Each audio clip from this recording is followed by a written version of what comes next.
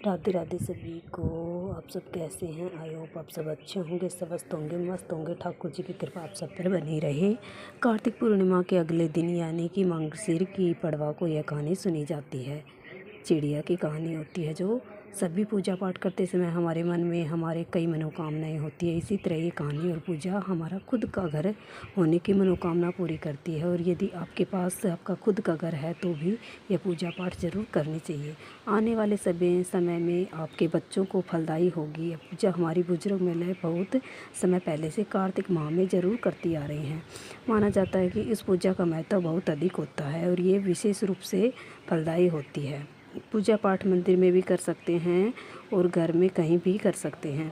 मैंने ये पूजा पाठ अपने जो जोड़े की पाल होती है उस पर की है। और ये घर बना सकते हैं और हम इस घर पर हमारा घर बनाएंगे। ये आप अपनी इच्छा अनुसार जैसा चाहे वैसा बना सकते हैं। और चावल या गेहूं से भी बना सकते हैं, चाहे जाए इसे सजा सकते हैं। और मैंने ऐसे चिड़ा चिड़ी बना कर रखे और उनको तिलक लगा के इसके बाद जो हमने ये घर बनाया है इसमें सभी को एक दीपक जलाने का मतलब है कि हमारा घर रोशनी से भरा रहे। तो मैंने ये एक दीपक जलाया है। और ये पूजा मैंने जो हमारे जोड़े की पाल होती है ना उस पे की है। चिड़िया की कहानी वहीं पे हमने सुनी है। 4 चिड़िया थी जो कार्तिक स्नान के लिए तैयार हो गई। फिर कार्तिक महीना आया तो वे चारों चिड़िया कार्तिक स्नान के लिए गंगा किनारे पेड़ पर रहने लगी। वे रोजाना गंगा जी में नहाती, पूजन व्रत करती। ऐसे ही पूरा कार्तिक महीना बीत गया। प्रतिपदा के दिन खिचड़ी बनाने के लिए उन्होंने दाल, चावल, घी इकट्ठा किया और खिचड़ी बनाई। फिर तीनों नहाने चली गई। पहले एक चिड़िया नहाकर आई तो उसे बहुत तेज भूख लगी थी। उसने खिचड़ी की भाप खा ली और सो गई। फिर दूसरी चिड़िया आई, उसने भी नहाने के बाद बहुत तेज़ भूख लगी थी तो उसने भी खिचड़ी का पानी पी लिया और सो गई। अब तीसरी चिड़िया आई तो उसे भी बहुत तेज़ भूख लगी थी। उसने भी खिचड़ी खा ली और वह भी उन दोनों के साथ सो गई। अब चौथी चिड़िया आई तो उसने देखा तीनों चिड़िया सो रही हैं तो उसे लगा सब खिचड़ी खाकर सो गई हैं। उसने खिचड़ी की खुरचन खाई और वह भी सो गई। उसे शाम बहुत तेज तूफान आया और चारों चिड़िया मर गई। अगले जन्म में जिस चिड़िया ने भाप खाई थी वह राजा के घर राजकुमारी बनी। जिसने खिचड़ी खा पानी पिया वह कुमार के घर पैदा हुई। और जिस चिड़िया ने खिचड़ी खाई थी उसने ब्राह्मण के घर में जन्म लिया।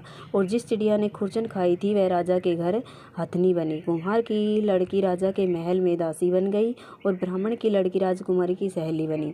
और राजकुमारी को अपने पिछले जन्म की सारी बातें याद थी। राजकुमारी का विवाह जब वह विदा हो रही थी तो उसने राजा से कहा, मैं मेरी सहेली और इस दासी को साथ ले जाऊंगी। राजा ने कहा ठीक है। राजकुमारी फिर बोली, मैं इस हथनी को भी साथ लेकर जाऊंगी। तो राजा ने सैनिकों से कहा कि हथनी को ले जाओ, लेकिन हथनी उठी नहीं। तो राजकुमारी हथनी के कान में जाकर अपने पिछले जन्म की सारी बातें कही। तो यह सुनकर हथनी खड़ी हो गई और यह देखकर राजकुमारी को बहने आया था वह बोला, तुमने इसके कान में ऐसा क्या कहा जो ये खड़ी हो गई? मुझे बताओ तुम कौन हो? तो राजकुमारी ने अपने पिछले जन्म की सारी बातें बता दी। तब राजकुमार बोला, कार्तिक नहाने का इतना फल होता है कि चिड़िया को मनुष्य की योनि मिल जाए। तो हम भी इस वर्ष जोड़े से कार्तिक स्नान करेंगे और खूब दान पुण्य करेंगे। तब दोनों ने कार्तिक माह आने पर जोड़े से स्नान किया। इसके फलस्वरूप जिस लोक के सुखों को भोगते हुए अंत में बैकुंठ की प्राप्ति हुई। हे ठाकुर जी महाराज, जैसे राजकुमार राजकुमारी को बैकुंठ का वास दिया वैसे इस कहानी को कहते सुनते उकारा भरते हुए सभी को देना और अपनी कृपा बनाए रखना। और मेरी जो चिड़ा चिड़ी की जो कहानी है वो आपको पसंद आई हो तो लाइक करना, कमेंट करना और सब्सक्राइब करना मत भूलना। सभी को राधे राधे, जय श्री राधे राधे कृष्णा, राधे राधे। श्रीमन नारायण नारायण नारायण, हरिमन नारायण नारायण नारायण, गोविंद नारायण नारायण नारायण, भजमन नारायण नारायण नारायण, श्रीमन